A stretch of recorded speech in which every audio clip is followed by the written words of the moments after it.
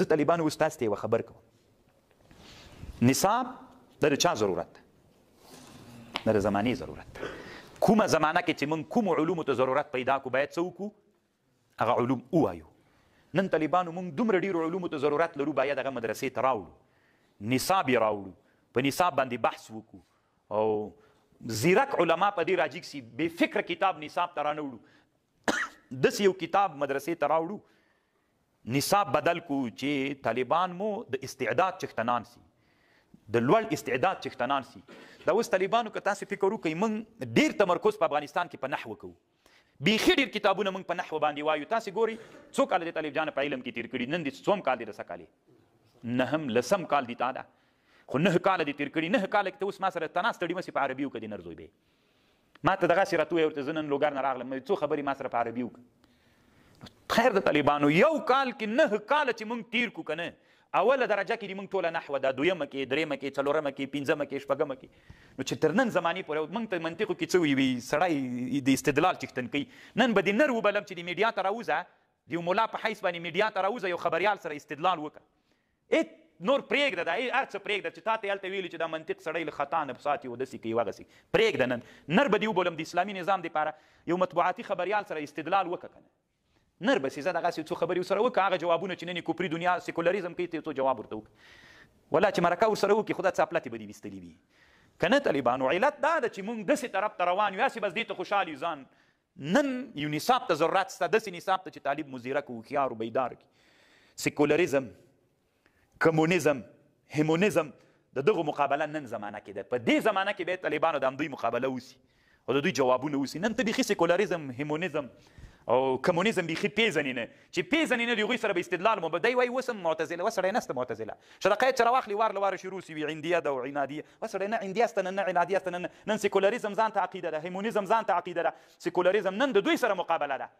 نن هغه علوم راوړه چې د دوی سره مقابله وسي بیا که بله زمانه راغله معتزله راژوندي سول بیا به بیرته هغه راوړو خو نن خو نشته که دا طالبانو یو کتاب ده ښکاري درته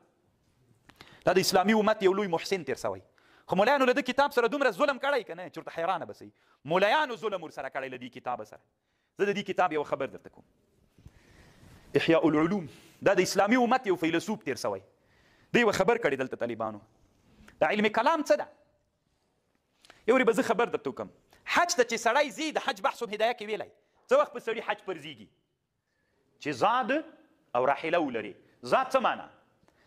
دغه خرچه چې په لاره ځي او هلته پاتې کېږي دا خوراک پیسې ولري درازه لږ ورپورې که طالب جان راحله وښه ولري که نه بیا په سړي حج پرځېږي یعنې داسې لنډې دا داسې وایي په دې اوس زمانه کې چې د تیارې پیسې دې ودرلودلې د پاسپورټ د تیارې پیسې او چې هلته لاړ سي په دا لاره خوراک دا پیسې ولري په دې سړي حج څنګه سو فرض سو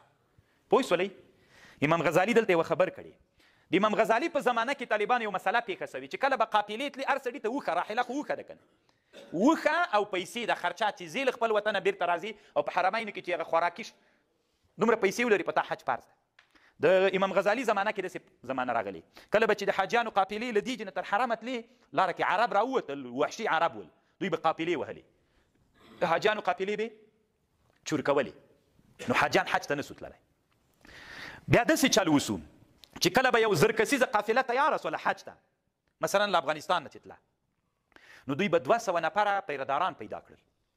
د قافلې به 3 شیان په قافلې هلته علماو لازم کړل زاد راحله او اجره د بزرقې دغه 200 کسیزه لښکر ته به بزرقه ویلې څه به ورته ویلې بزرقه دوی به بیا دغه زر کسیزه قافلې سره 200 مسلح کسان تلل چې لاره کې به غله راوتل نو دوی به دفاع کوله څه یې نه سورته خو دوی حج ته نه تلل دا 200 نفره دوی ته به بزرقه ویلې دا اجره به چا ورکوله دا به حاجیانو ورکوله نو په حاجي باندې طالبانو څو شی لازم سول 3 شیه که د بزرقي روپۍ نه درلودلې د زادو د راحلې پیسې درلودلې حج پې فرض و ولې د نبي علیه السلام زمانه کې خو طالبانو څوک وو چې زادو د راحلې پیسې دې ودرلودلې په تا څوک وو دغه زمانه کې ولې حج نه پرځېدی ځکه دلته یو ضرورت را پیدا شو چې غله ول د غلو نه د دفاع دپاره باید تا یو لښکر جوړ کړی چې هغې ته یې بزرقه ویلې نو هلته فرض داسې سو چې حج هلته پرځېږي زاد راحله اجره د بزرقې ولري بیا به چېرته ځي اوس چې د امام غزالي دوی په زمانه کې دا خبر راغله دا به تر ورځ د قیامته دا د بزرقي خبره وي که دغه وخت ضرورت و که بالفرض بیرته له هغه نه وروسته داسې یوه زمانه راسي چې امن موجود شي بیا زاد و راحله ده که بزرقې ته هم ضرورت شته دا اوس زمانه کې په افغانستان کې حج په چا پرځېږي بزرقه تاسې تر اوسه نوم اورېدلی ها هلته هغه زمانه کې نو ولې ضرورت را پیدا سوی و ښه دغه د بزرقې والا خلک چې حج ته لاړل دوی حاجیان ول څوک ول حارسین و ساتونکي ښه ته اوس د ما خبرې ته غوږ ونیسه زه نه پوهېږم چې علما ولې ګنګس دي موږ نه پوهېږو که علما نه پوهېږي امام غزالي وایي دا علم کلام څه د علم کلام وي دا هلته را پیدا سو طالبانو عقیده یو عقیده د طالبانو یو علم کلام د عقیده دا منه چې زه خپل عقیده وپېژنم چې الله باندې د الله په صفاتو په نبي په آخرت بعضې په دې څنګه عقیده ولرم یو دا موضوع ده یو دا موضوع د طالبانو علم کلام مناظره مباحثه له باطلو ډلو سره د رسول الله سلام زمانه کې طالبانو علم کلام و نه عقیده و علم د عقیدې طالبانو دا خو و چې دې ته فقه الاکبر ویلې خو علم کلام نه و طالبانو علم کلام چې را پیدا سو د ضرورت دپاره را پیدا سو کله چې معتزله را پیدا سول کله چې خوارج را پیدا سول کله چې جهمیه را پیدا سول کله چې قدریه را پیدا سول کله چې مرجئه را پیدا سول نو علماو دلته علم کلام را پیدا که د دې دپاره چې له چا نه دفاع وکړي د موږ له عقیدې نه دفاع وکړي د علم کلام په واسطه باندې د موږ عقیده ساتله هغوی سره معتزله ورته دلایل ویلې جهمیه ورته ویلې قدریه ورته ویلې ټولو باطلو ډلو ته د موږ عقیده را ساتله نو دا د علم کلام خلک لکه څوک داسې ول لکه د بزرقې ولا بزرقه حارسین ول تر ضرورته پورې ول که ضرورت ختم سوی وي بیا و نو څوک هم همداسې سول د علم کلام علم همداسې سول او د علم کلام علماو هم الله همداسې پیدا کړل نو کله چې معتزله خوارج عندیه لادریه فلان و فلان ول نو علم کلام ته به ضرورت وي که نه ول ما ته یو معتزلي اوس راوښیې په افغانستان کې معتزلي سته اورېد کم طالب د داسې نرسي د ډېرو ولایتونو طالبانو چې ما ته وایي چې ما معتزلي لیدلی ده او د موږ په وطن کې و چې معتزلي نسته نو بیا موږ دغه علم کلام ته څه ضرورت لرو عقیده دې موږ ووایو خپل عقیده موږ تر اوسه خپل عقیده نه د الله په ذات کې پېژنو نه په صفاتو کې موږ بیخي په درسي نظامي کې نن څوک نه لرو غیر هغه هم عقیده طحاویه په وړکي شاګردانو وایي هغه د غټو ملایانو کتاب ده بیا د هغه په لویه دوره وړه دوره کې درس کېدلی عقیده طحاویه چې موږ عقیده ده علم کلام کې د قاضي کې د خطرناکه مسله چې علم د واجب طلا ورته وي خو همدا څوک ده علم کلام ده که ګوري طالبانو تاسې دې ته فکر وکړئ چې علم کلام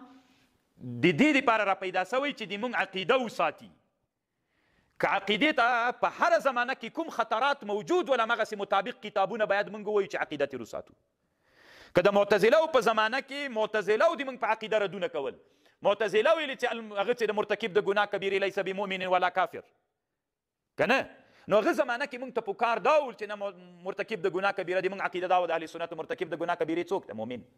دا که نه نو موږ بیا د معتزلهو سره څنګه جواب کړی وای دفاع مو تېر کړی وای ښه اوس زمانه کې تر اوسه په افغانستان کې دا مسله چا اعتراض په دې مسله کړی نه چې نه دی کړی نو دفاع ته څه ضرورت و کله چې بزرقې ته ضرورت و حج ته تللې نو بزرقې قافله به جوړوي دا اوس افغانستان ته چې حج ته حاجیان روا دي بزرقه سته ولې ځکه ضرورت نسته ورته نو چې ضرورت نسته څه ضرورت اوس زمانه کې طالبانو د موږ عقیده باندې اعتراض نه معتزلي کوي نه خوارج کوي نن نه قدریسته نه جهمیسته نن د موږ په عقیده باندې اعتراض سیکولریزم کوي نن د موږ په هغه باندې اعتراض کمونیزم کوي نن د موږ په عقیده باندې اعتراض د هیمونیزم عقیدې والا کوي هغه کفري عقیدې چې نن زمانه کې دي نو چې نن زمانه کې دي راځئ د نن زمانې کتابونه دلته راوړئ د نن زماني کتابونه راوړئ د هیمونیزم د کمونیزم د سیکولریزم سره نن مقابله وکړئ نن نسته معتزله د خدای په خاطر باندې ولې طالبان مصروفوئ نن هیڅ مولا د دې استعداد نه لري په دې ټوله میډیا کې موږ یو مولا لرو چې سیکولریزم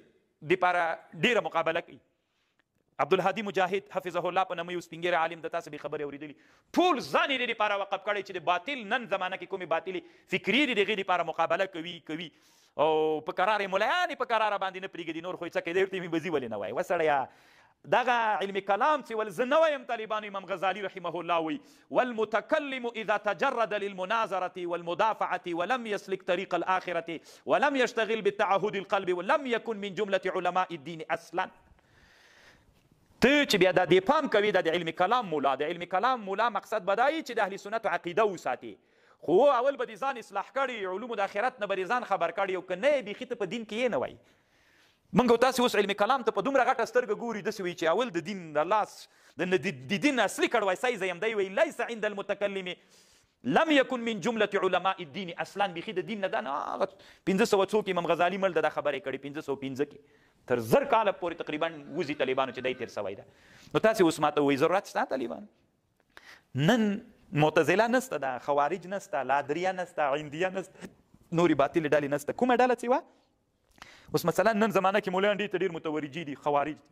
خو چې خوارج کومه مسله موږ سره نه مني په هغو مسلو کې کتابونه راځي راوړو. دنیا کې خو 1 میلیون ډلې دي.